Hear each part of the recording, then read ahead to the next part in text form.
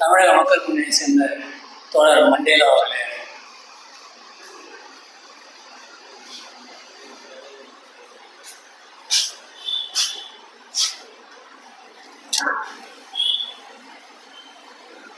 தகவல்களை தமிழ் தேச அறிஞர் ஆணைமுத்து அவர்கள் வைக்கும் தமிழ் தேசம் குறித்து ஆய்வியல் அறிமுக கருத்தரங்கம் நிகழ்வில் தலைமை வகித்த முனைவர் ஐயா குணத்தேகனுடைய ஆய்வுவழி தேவை என்று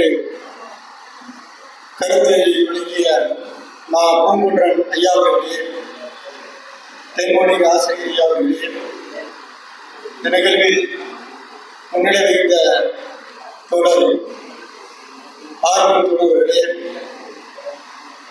நூல் சுருக்கம் குறித்து கருத்துக்களை எடுத்துரைத்த தோழர் பாலாசா வல்லவன் மாட்சி பிரியாணி அவர்களுடைய தோழர் அவர்களுக்கும் ஆய்வியல் அறிமுகம் குறித்து ஒரு நிறைவான கருத்துரை வழங்கிய தமிழக மக்கள் முன்னணியுடைய ஒருங்கிணைப்பாளர் தோழர் உள்ளவர்களுக்கும், அதேபோல் தோழர் காஞ்சி அமுதனவர்களுக்கும், தமிழ் தன்னுரிமை கூட்டமைப்பினுடைய ஒருங்கிணைப்பாளர்களுக்கும், இந்த கருத்தரங்கில் பங்கேற்ற அனைத்து தோழர்களுக்கும் இந்த தமிழ் தேசம் குறித்து நிறைவான ஒரு கருத்துரையை அனைவரும் வழங்கியிருக்கிறார்கள். ஒரு இக்கட்டான சூழ்நிலையில் நாம் நம்முடைய தமிழ்நாடு ஒரு பகட்டான ஒரு அரசியலை நோக்கி இன்றைக்கு தமிழ்நாடு சென்று கொண்டிருக்கிறது என்ற கவலையோடு தோழர் உள்ளவர்கள் இந்த நிறைவான கருத்துரைகளை பதிவு செய்தார்.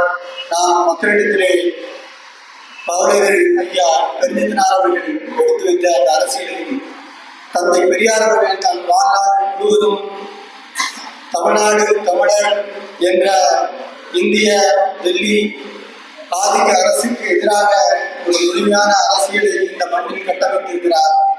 அதன் வழியிலே நாம் அவர்கள் போட்டு தந்த அந்த தமிழர் தமிழ் தேசம் என்ற அந்த கருத்தியலை மக்கள் மன்றத்திலே ஒரு எழுச்சியோடு நாம் விதைப்போம்.